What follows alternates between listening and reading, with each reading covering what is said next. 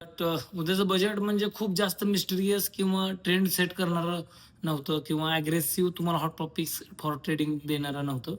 असं बऱ्याच जणांचं मत आहे. कारण त्या सेंटिमेंट्स क्रिएट करताना बजेट दिसत नाहीये. लाइक ह्याच्या बिफोर आपण रेल्वे बघितला, डिफेन्स बघितला, मागच्या बजेटला खूप वाढत होतं. त्याच्या अगोदर solar power stocks and other things. हे नेहमी चालायचं. बजेट म्हणलं की काही ना काही सेंटिमेंट असायचं आणि त्यानुसार मार्केट रिएक्ट करायचं. परंतु यावेळी तसं दिसत नाहीये. कारण बजेट यायच्या अगोदरच मार्केटमध्ये जो गव्हर्नमेंटचा जो रुझान आहे, गव्हर्नमेंटचा जो रुख आहे, जो प्रोग्रेसकडे आहे, हो आपल्याला कळून गेलेला आहे. तो कसं?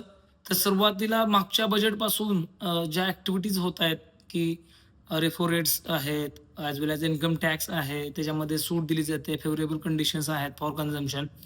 त्याच्यानंतर रिसेंटलाच जे झालेलं ते जी-एस-टी कट असतील, ॲज वेल ॲज एफ-टी ट्रेड झालाय. ह्या सर्वच गोष्टी कशासाठी आहेत, तर फेव्हरेबल आहेत आपल्या जी-डी-पीच्या ग्रोथसाठी.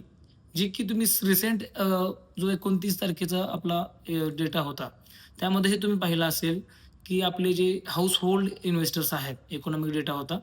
त्यामध्ये हाउसहोल्ड जे इन्व्हेस्टर्स आहेत, ते 16% हिस्टॉरिकल डेटा होता. आजपर्यंत एवढ्या मोठ्या लेव्हलवरती डोमेस्टिक डी-आयज लोकांची इन्व्हेस्टमेंट जी आहे, ती एवढी जास्त नव्हती. जी पहिल्यांदाच स्टॉक मार्केटमध्ये 16% डी-आयज आहेत आणि 13% एफ-आय-आयज आहेत. ह्या सर्व ज्या गोष्टी आहेत, त्या फेव्हरेबल आहेत. कशासाठी? तर कन्झम्पशन हे वाढेल, लोकांच्या हातामध्ये जास्त पैसा राहील आणि गव्हर्नमेंट त्याची स्ट्रिक्टली त्या गोष्टी फॉलो करतोय. बिझनेससाठी ईज करतोय आणि जास्तीत जास्त इन्व्हेस्टर अट्रॅक्ट होतील या बाजूने आपण गोष्टी करतोय. तर एक्स्पेक्टेड काय आहे? तर हेच की टॅक्स कमी व्हावेत, इन्कम टॅक्स स्लॅब वाढावा, लोकांच्या हातामध्ये जास्त पैसा राहावा, फिजिकल डेप्रिशिएट जो आहे तो कमी असेल हे असं दिसतंय आणि ज्यामध्ये इकॉनॉमिक डेटामध्ये 7.5 ची जी-डी-पी ग्रोथ आपल्याला क्लिअरली मेन्शन केलेली दिसते, की एक्स्पेक्टेड आहे पुढे जाऊन. ते आपल्याला पुढच्या फायनान्शियल इयरमध्ये चांगले दिसून जाईल आणि ओव्हरऑल कंपन्या ज्या आहेत त्या चांगल्या रिट्रेस लेव्हलला आहेत. तुम्ही इथून बाय करू शकता. तर येस, इथून बरोबर चांगल्या लेव्हलवरती आपण ग्रोथ पाहतोय. मागच्या वर्षी जसं मार्केट होतं, तसं यावर्षी राहील याची खूप शक्यता कमी आहे. इव्हन शक्यता नाही आहे. खूप मार्केट चांगलं रिएक्ट करेल असं सगळ्यांची आशा आहे, होप आहे. परंतु तुम्हाला मार्केट निराश तरी ह्यावर्षी करणार नाही. हे मी तुम्हाला वैयक्तिक मत सांगेन ॲज वेल ॲज बऱ्याच जणांचं असं मत आहे, जे बिलियनियर्स इन्व्हेस्टर आहेत त्यांचं सुद्धा. आता ह्यावर्षी तुम्हाला बघायचं काय आहे, तर त्या सेक्टर्सवरती लक्ष द्यायचं आहे, जे की क्लायमेट चेंजसाठी हेल्पफुल असतील.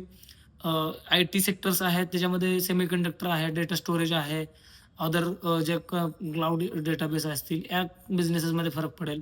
पॉवर सेक्टरमध्ये ग्रीन पॉवर सेक्टर्स महत्त्वाचे आहेत, recycling sectors, health sector, insurance sector. Capital market खूप वाढलेलं आहे. ऑलरेडी हायवरती आहे. ग्रोथ आहे बँकिंग सेक्टरमध्ये, एन-बी-एफ-सीजमध्ये पण थोडंसं ते प्रॉब्लेमॅटिक थोडंसं वाटतंय, की चांगलं हाय ग्रोथ झाली. पण बऱ्याचशा कन्झम्पशन सेक्टर आहे, ते अजून लोमध्ये आहे. तुम्हाला त्यामध्ये चांगले ग्रोथ मिळून जाईल. सो लक्ष ठेवा, बजेट जर समजा समजलं नाही, तर तुम्ही आमच्याकडे कनेक्ट करू शकता 2 तारखेला. फेब्रुवारी 2 मध्ये आपण एम-डी साहेब आमचे मार्केटचे मोतीलाल ओसवालचे आहेत.